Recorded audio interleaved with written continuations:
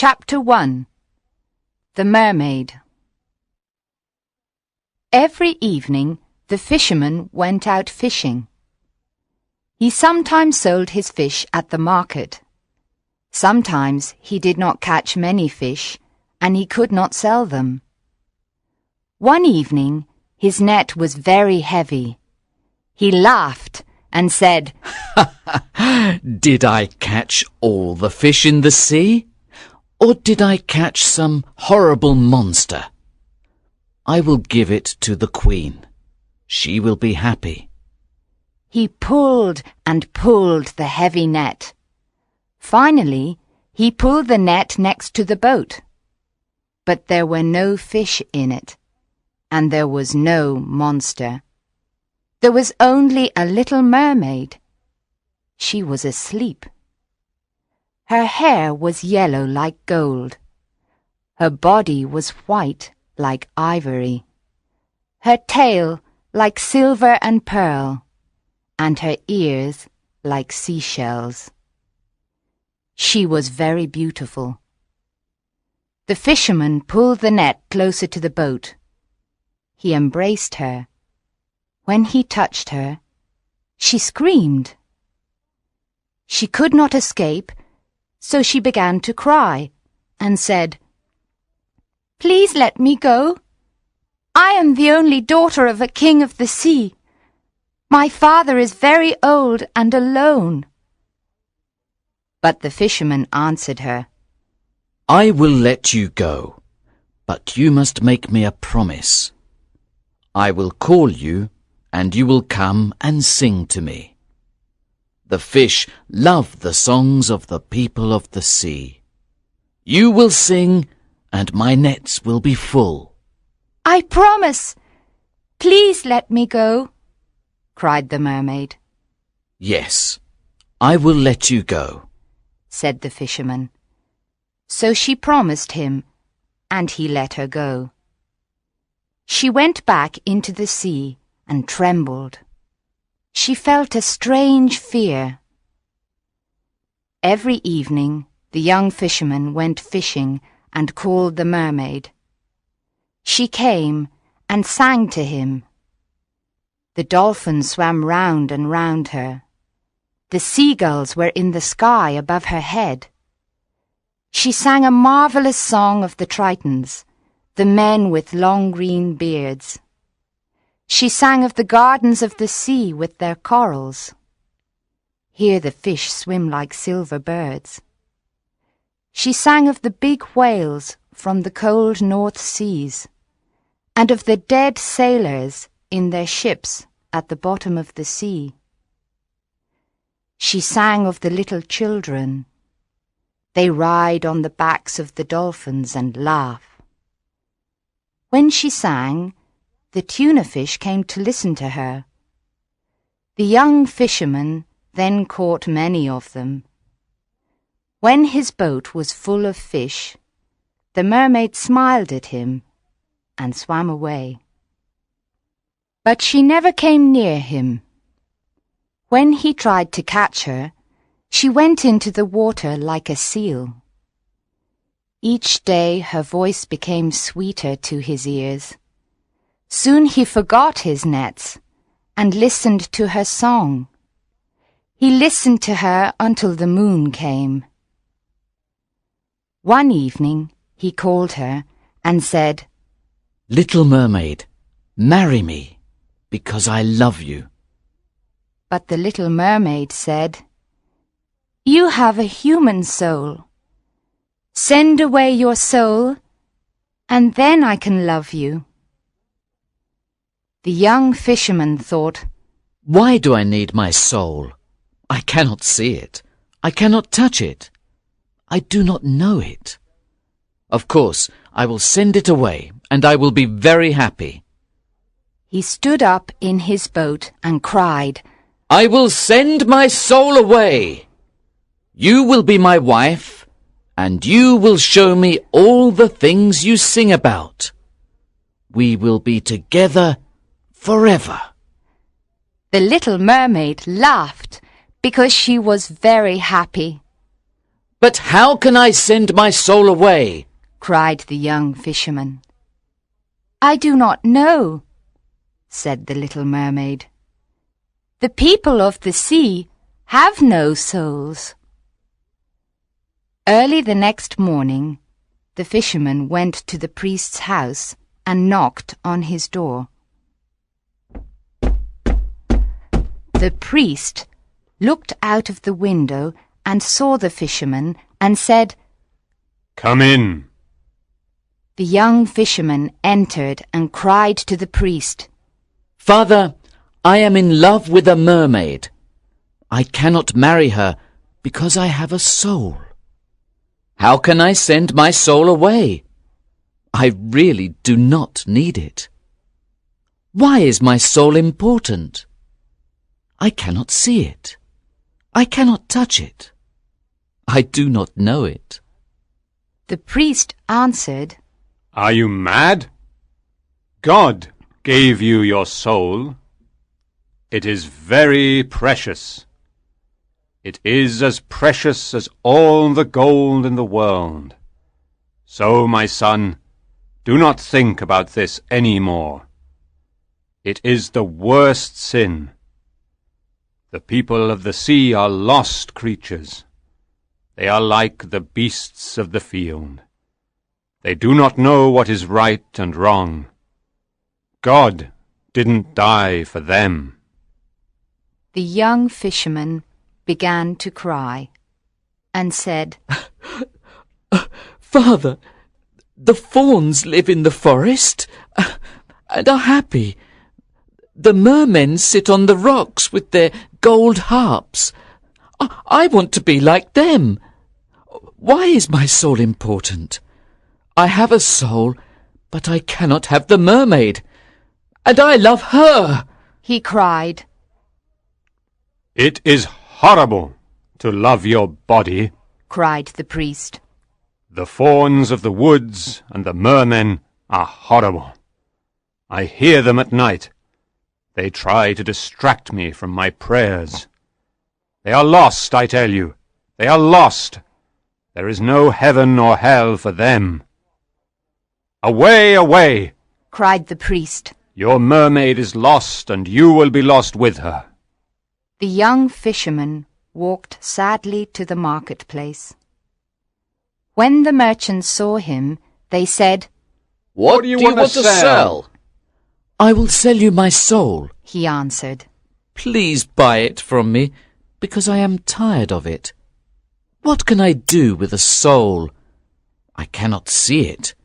I cannot touch it. I do not know it. But the merchants laughed at him and said, What can we do with a soul? A false coin is more precious. Sell us your body, and we will give you a lot of gold.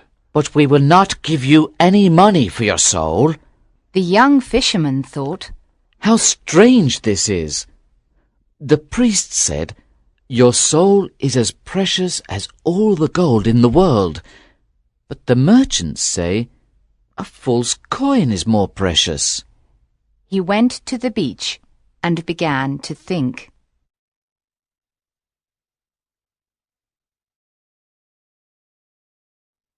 Chapter 2. The Witch. At midday, he remembered that there was a young witch. She lived in a cave, and she was very good at magic. He ran quickly to her. "What do you need? What do you need?" she cried, when he ran towards her cave. "Do you need fish when the weather is bad? I have a special instrument. You play it and all the fish swim into the bay. But it has a price, pretty boy. It has a price." "What do you need? What do you need? A storm to destroy the ships. Do you want the gold on the ships? I can help you. I have more storms than the wind. My master is stronger than the wind, but I have a price, pretty boy. I have a price." I do not want very much, said the young fisherman. but the priest is very angry with me, and the merchants laugh at me. So I came to you, and I will pay you any price. What do you want? Asked the witch. I want to send my soul away from me, answered the young fisherman. The witch's face became white. Pretty boy, she said. That is a terrible thing to do. He laughed and answered her, My soul is not important to me. I cannot see it. I cannot touch it. I do not know it. I will tell you, but you must give me something, said the witch. She looked at him with her beautiful eyes. 5 pieces of gold, he said, and my nets, and my house, and my boat. But how can I send away my soul? She laughed and answered, I can change the autumn leaves into gold. I can change the light of the moon into silver. My master is richer than all the kings of this world. The witch caressed his hair with her thin white hand. You must dance with me, pretty boy, she said softly, and she smiled at him. Only this? Cried the young fisherman. Only this, she answered, and she smiled at him again. Then we will dance together in a secret place at sunset, he said. And you will tell me everything. Then I can send away my soul. When the moon is full, when the moon is full, she said softly. Then she looked around and listened. 3 birds sang. There was no other sound. There was only the sound of the waves. So she pulled him next to her. She put her dry lips close to his ear. Tonight you must come to the top of the mountain, she whispered. It is a special night, and he will be there. Who is he? He asked. It is not important, she answered.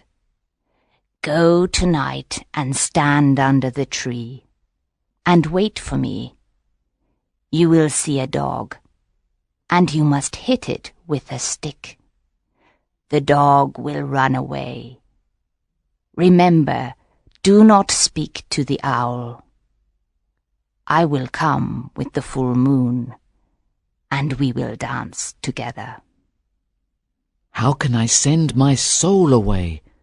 You must promise to tell me, he said.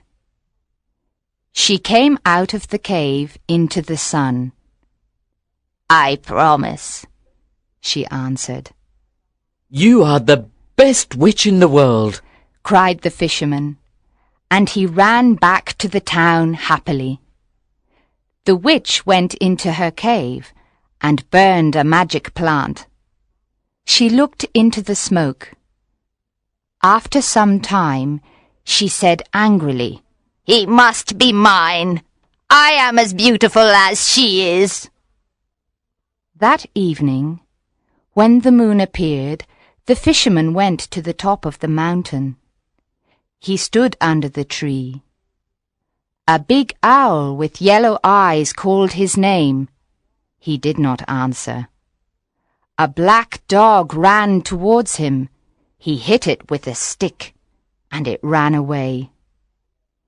At midnight, the witches were in the sky. They were like bats. Phew! They cried when they came to the ground. There is someone here, and we do not know him. Finally, the young witch with red hair appeared. She wore a gold dress with peacock's eyes on it, and her little hat was green. Where is he? Where is he? Asked the witches when they saw her. She laughed and ran to the fisherman. She took him by the hand, and then they danced in the moonlight. They danced round and round. Then they heard the sound of a galloping horse. But they did not see a horse. "Faster! Faster!" she cried. And then the fisherman was afraid. Something very bad was there, and he was afraid of it. There was a man near a rock. He wore elegant Spanish clothes. This man watched the fisherman constantly. The witch laughed, and he danced with her round and round.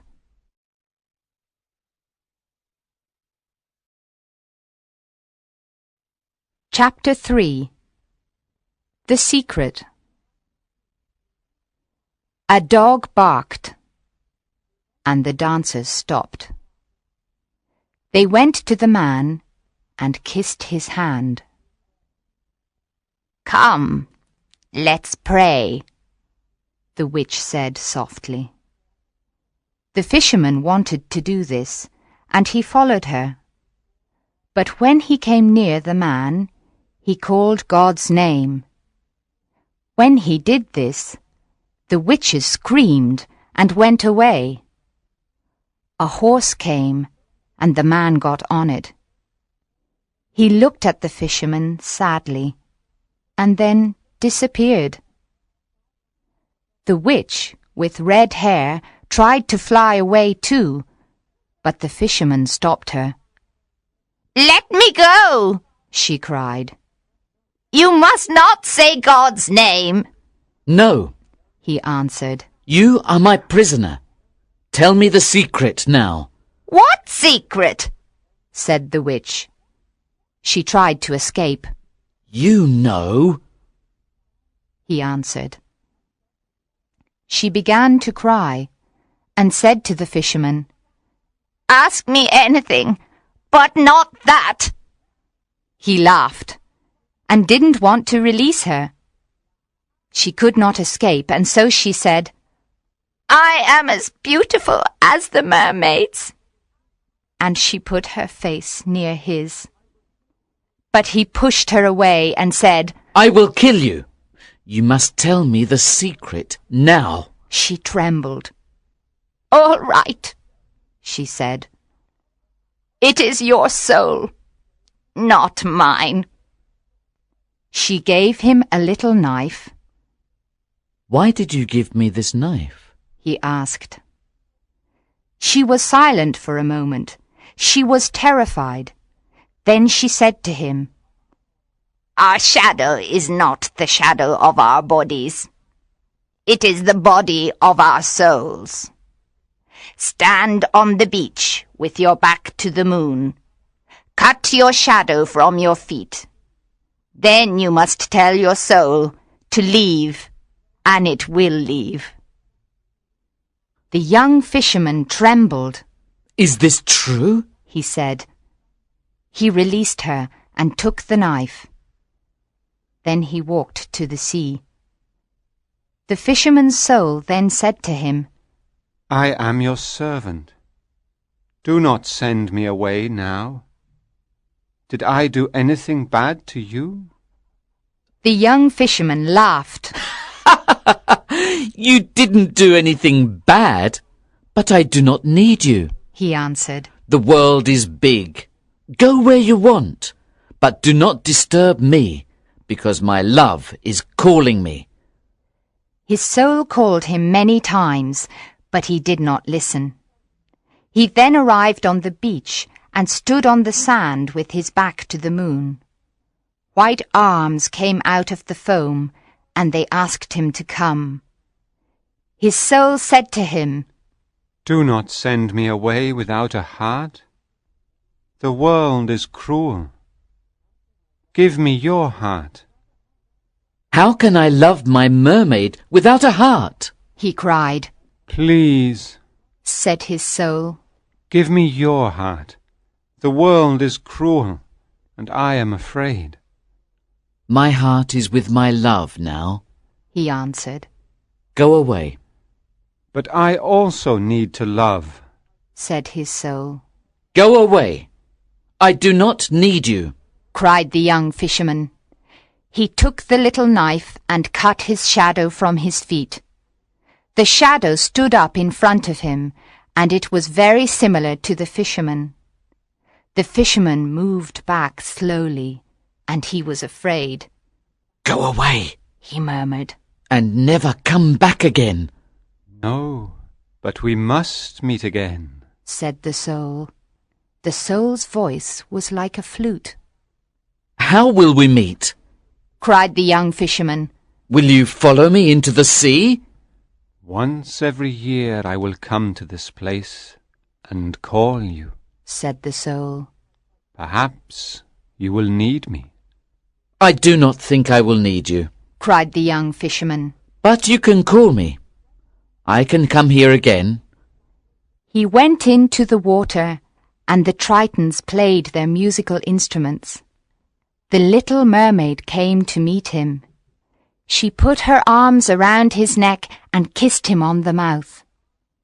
The soul stood on the beach and watched them. And when they disappeared into the sea, the fisherman's soul walked away and cried.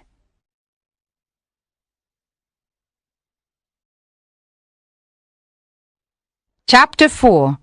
The Soul's First Journey. After a year, the soul came down to the sea and called the young fisherman. He came out of the sea and said, Why do you call me? The soul answered, Come nearer. I want to speak to you, because I saw marvelous things. So he came nearer and sat in the water and listened. The soul said to him, When I left you, I went towards the east and travelled. Everything wise comes from the east. After 6 days I came to the land of the Tartars. One night I saw a fire in a camp of a company of merchants. I went to them, and the chief of merchants stood up and took his sword. Who are you? He asked. I am a prince, and I escaped from the Tartars, I replied. He lowered his head as a sign of respect and took my hand. Then we left the country of the Tartars, and we travelled in many strange lands and saw many strange people.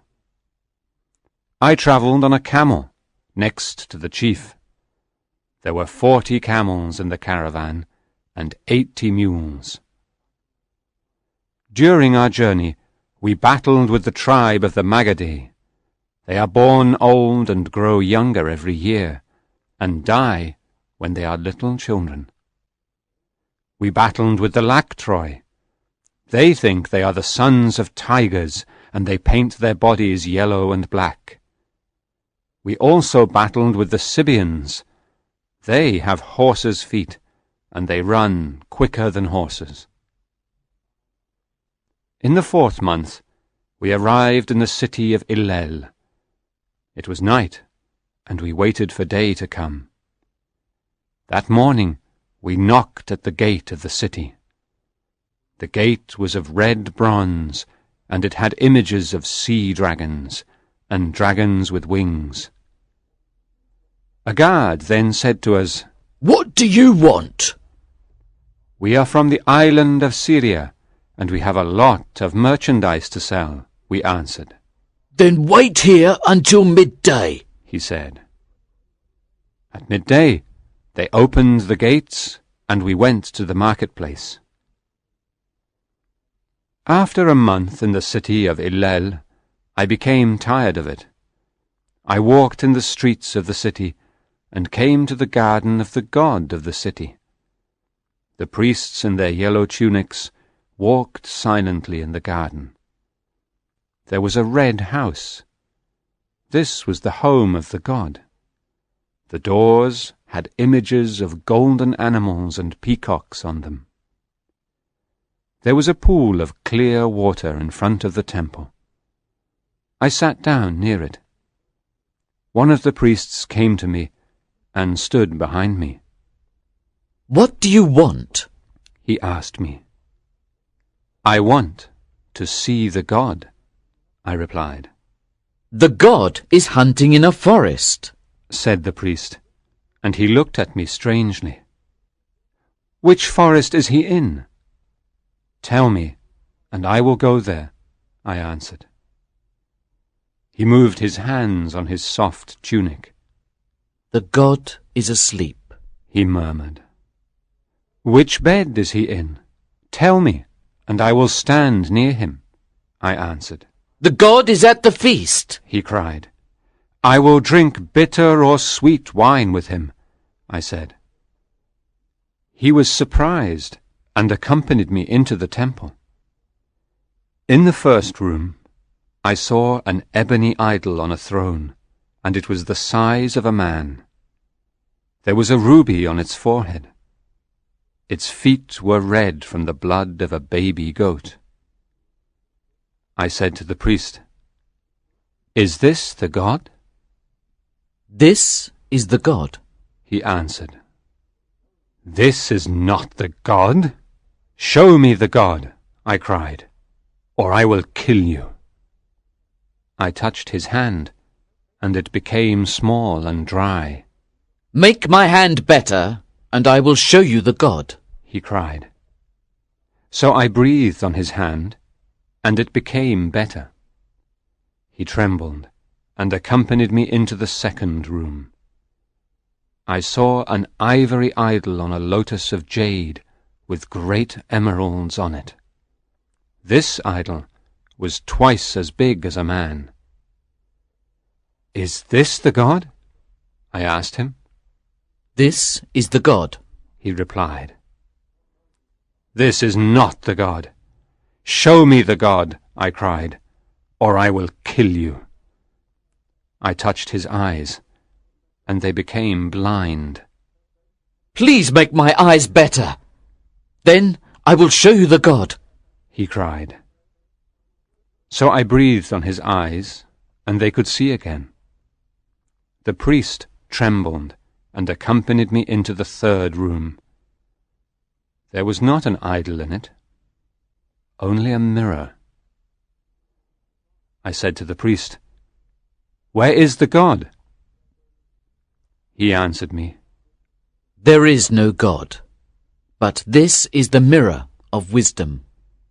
It reflects all the things in heaven and on earth. But it does not reflect the face of the person if they look into it. So this person can become wise. There are many other mirrors, but they are mirrors of opinion. This is the only mirror of wisdom. When you possess this mirror, you know everything. So it is a God, and we pray to this God." I looked into the mirror. The priest didn't lie. Then I did something strange, but it is not important. I placed the mirror in a valley near here. We can walk there in 3 days. Let me enter you again and be your servant, and you will have wisdom. But the young fisherman laughed. "Love is better than wisdom," he cried. "and the little mermaid loves me." "No, there is nothing better than wisdom," said the soul. "Love is better," answered the young fisherman. He went back to the sea, and the soul walked away and cried.